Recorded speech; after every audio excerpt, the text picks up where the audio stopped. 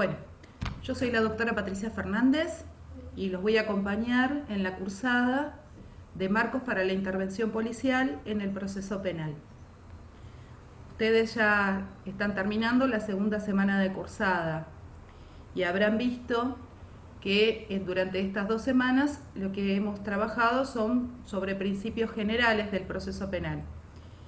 Este trabajo que estuvimos realizando fue para recuperar, porque ya hay muchos conceptos que ustedes vieron el año pasado en la materia derecho, elementos del proceso penal, ¿sí? O sea, que te tuvieron que haber sonado familiares todos los contenidos que empezamos a ver en estas 2 primeras semanas.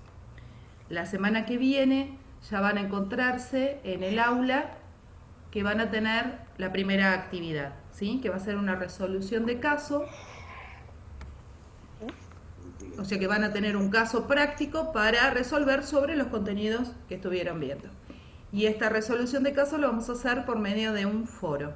El foro lo que nos va a permitir es que ustedes puedan trabajar en forma colaborativa, mantenerse en contacto dentro de lo que es la distancia y que puedan a su vez ver lo que van.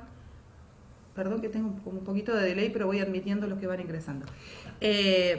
Y puedan, les decía, mantener ese vínculo en la distancia entre ustedes, ver lo que sube otro compañero y hacer su aporte o colaborar con lo que el otro compañero haya hecho, ¿sí? Después más adelante vamos a ir incorporando otras herramientas de trabajo, como es la wiki o alguna otra forma colaborativa. No van a tener mucha tarea como a lo mejor estaban acostumbrados, que es por entrega del espacio tarea, porque creo que es mucho más positivo dentro de esta modalidad en la que nos vimos obligados a trabajar, el uso de herramientas donde todos puedan participar en conjunto, se puedan ayudar entre ustedes y los pueda ayudar yo, más que estar haciendo trabajos individuales. Sí va a ser individual, obviamente, el examen parcial, ese no tenemos alternativa. Bueno, veo que se han conectado un montón y eso me pone contenta. Bueno, arranquemos un poquito como para ver qué es lo que les quedó de estas clases que ustedes ya han leído, o sea, ya han visto. Y en la primera clase lo que tuvieron fueron principios generales del derecho procesal penal. Primero que nada, ubicarlo como rama del derecho, tenían una definición de derecho, que el derecho es un orden para la sociedad y este orden lo que tiene por fin es la justicia, por eso podemos definirlo en 3 simples palabras: orden social justo.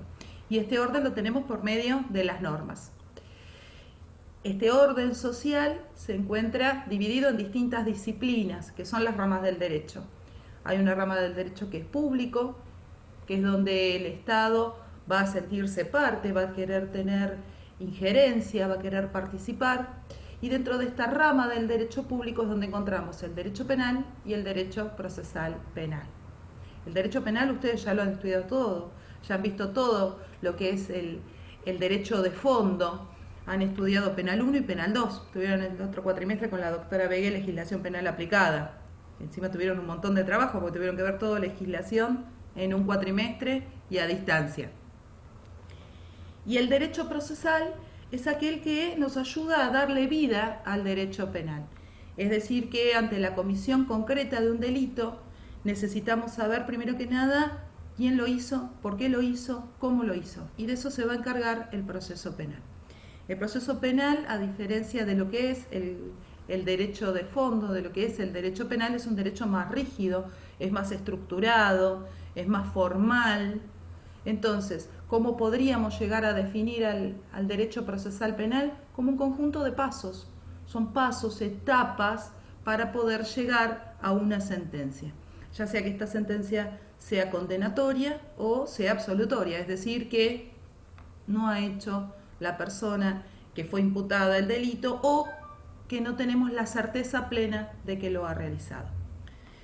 De su mismo nombre surge la interrelación que tiene el derecho penal y el derecho procesal penal. Están tan relacionados que uno sin el otro no tiene sentido. Podemos tener un montón de artículos que nos cuentan conductas, como es el Código Penal, pero si no lo podemos llevar a la práctica, de nada nos serviría. Entonces, por eso ellos están íntimamente agrupados, aglutinados y estrechos. ¿Hasta acá vamos bien? Si voy hablando muy rápido, solamente tienen que intervenir y decir, profe, pare, porque va corriendo a 10.000 por hora. Bueno, ¿qué relación tiene el derecho procesal penal con otras ramas como es el derecho constitucional? Bueno, con el derecho constitucional también se encuentra íntimamente ligado el proceso penal. Primero porque es fuente, o sea, la Constitución es fuente del derecho procesal, como ley suprema es fuente de todas las ramas del derecho, pero principalmente del procesal. ¿Y esto por qué? Por las garantías. Y eso fue lo que estudiaron esta semana, las garantías. ¿Qué es una garantía? Una garantía es ponerle un freno, poner un límite. ¿Un freno, un límite a qué? Al poder del Estado. El Estado tiene la potestad de hacer justicia, de perseguir el delito. Pero dentro de este hacer justicia o de esta persecución del delito, tiene que estar limitado. ¿Limitado respecto de qué? De sus acciones. ¿Y ese límite quién lo va a poner? Los derechos de los individuos. ¿Y esos derechos dónde están? En la Constitución. Entonces, decimos que una garantía es la forma de poner un límite al poder del Estado. ¿Sí? No quiere decir que aplicar las garantías va a hacer que a todos los imputados los vamos a tratar como si fueran inocentes, si bien está el principio de inocencia, pero digo, a ver, si ha cometido un delito, que se cumplan sus derechos y si corresponde una pena, que se aplique una pena y que esta pena sea, dentro de lo posible, justa. ¿Hasta acá vamos bien? ¿Sí? Bueno, voy un poquito rápido por el tema de que ustedes hay muchas de estas cosas que ya las vieron, no es que no las vieron. Dentro de las garantías tenemos que hay garantías constitucionales y que hay garantías procesales. Dentro de las garantías constitucionales tenemos las estipuladas en los artículos 16, 18 y 19 de la Constitución. Y dentro de las procesales están las garantías que se encuentran contempladas en los primeros artículos del Código Procesal Penal Federal. Código que es el que nosotros vamos a estudiar.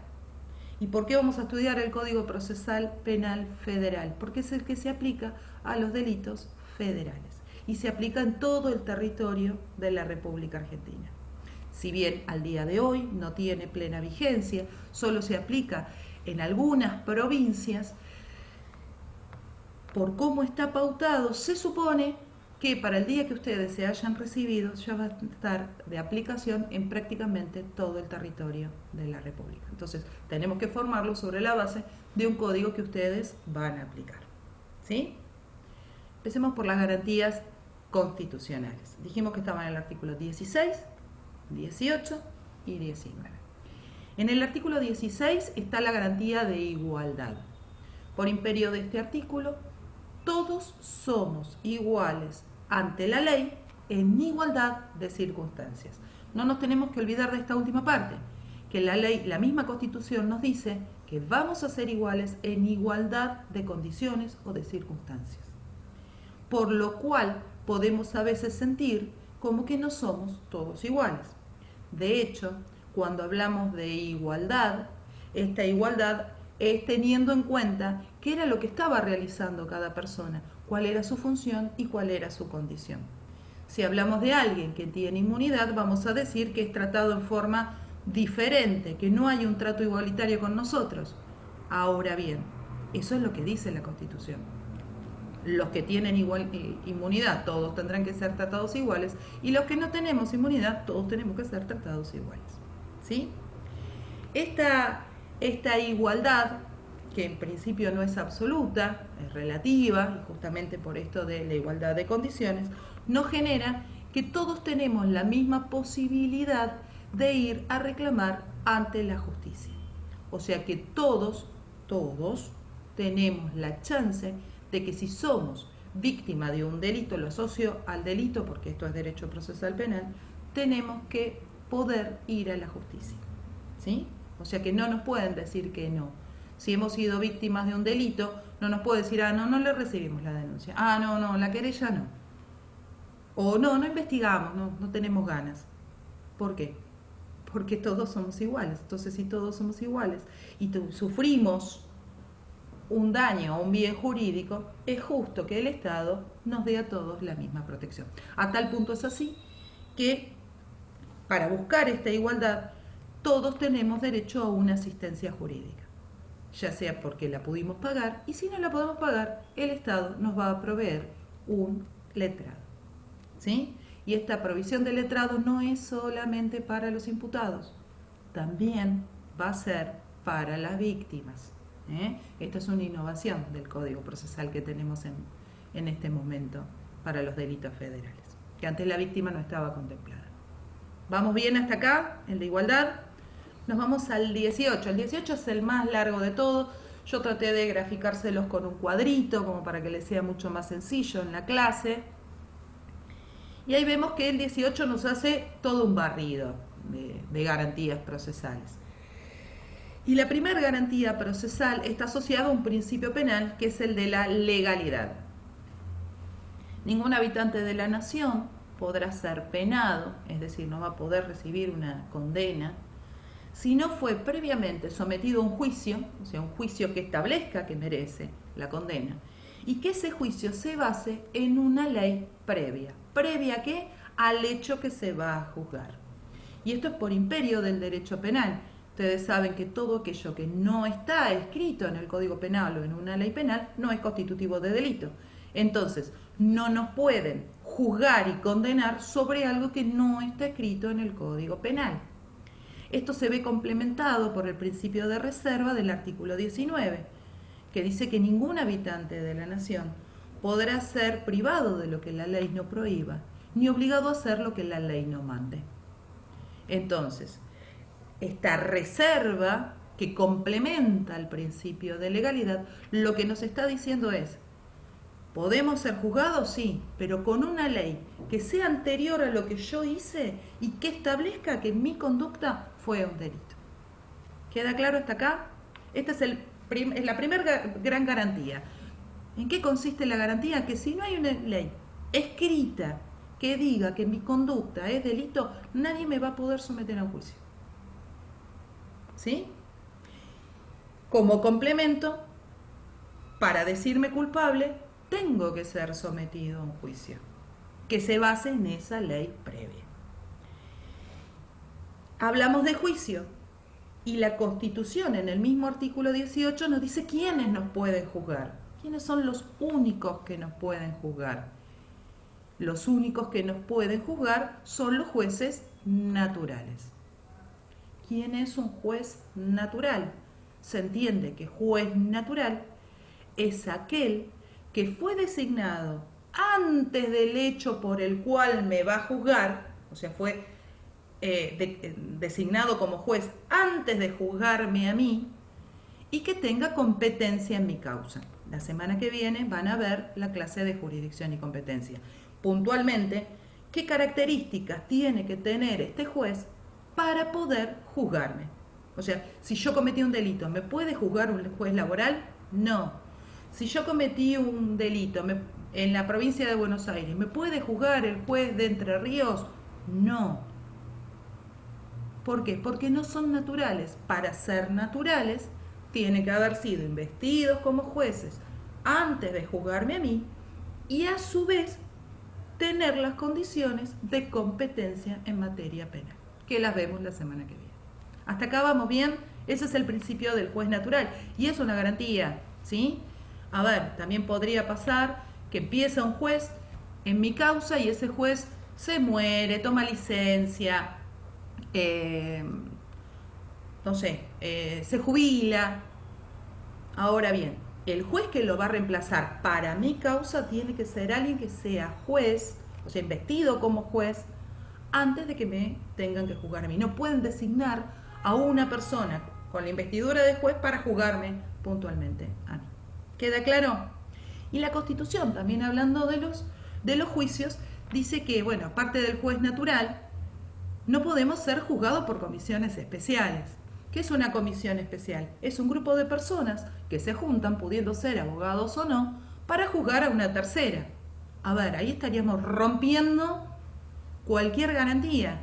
Imagínense que nos pusiéramos, no sé, un grupo de nosotros a juzgar a alguien en particular. ¿Seríamos objetivos? No. ¿Por qué? Porque quizás nos juntaríamos porque decimos, bueno, los vamos a buscar como culpables, no vamos a buscar para defenderlos, vamos a ver la parte piadosa. ¿Se entiende? Entonces, no podemos ser juzgados por comisiones especiales. Sí podemos ser juzgados por un tribunal. ¿Qué característica tendrá ese tribunal? Que van a ser jueces designados antes del hecho de mi causa y que van a trabajar en conjunto para poder hacer justicia. ¿Sí? Como es el caso de los tribunales orales o como son los casos de las cámaras o de la corte. ¿Hasta acá vamos bien? ¿Sí? Genial. Bueno, y después la Constitución empieza a hablar un poquito sobre lo que es la detención, que le da la denominación de arresto. Dice que solamente podemos ser privados de la libertad, podemos ser arrestados, podemos ser detenidos por la orden de un juez. ¿Sí? Solo los jueces pueden privarnos de la libertad. Ahora bien, como hay muchos habitantes y pocos jueces, también hay, y esto lo ha entendido la ley, y con razón, que hay que delegar esa función, porque no están los jueces todos caminando por la calle en todo momento. Ahora, ¿qué instituto, qué instituciones tenemos con más cantidad de personas que puedan ayudarnos? Y las fuerzas de seguridad. Entonces, si bien el único que puede detener es un juez, esta posibilidad, esta potestad, se va a ver delegada en las fuerzas de seguridad pública en casos especiales, que son los casos de detención sin orden. Es decir, si hay un caso de flagrancia, si se presencia la comisión de un delito de acción pública. O sea, hay situaciones donde, bueno, no tengo tiempo de ir a buscar la orden del juez. Entonces vamos a recibir como funcionarios policiales la potestad con la condición de que cumplamos determinadas pautas que ya vamos a ir viendo, o sea, el tema de lectura de derechos y garantías del detenido, que haya testigos y por sobre todo que ni bien tengamos a la persona privada de la libertad en lugar seguro, le informemos al juez. Bueno, mire, hemos detenido a una persona por esto y esto. ¿Sí? Bien. Entonces, solo pueden detener los jueces. Y solo los jueces también, eso nos dice la Constitución, son los que van a poder ingresar en domicilios contra la voluntad expresa o presunta del que está habitando ese domicilio, y solo los jueces van a poder noticiarse sobre los papeles privados. Vamos por el domicilio. El domicilio es un derecho humano, o sea, mi intimidad. Yo en mi casa dejo entrar a quien quiero.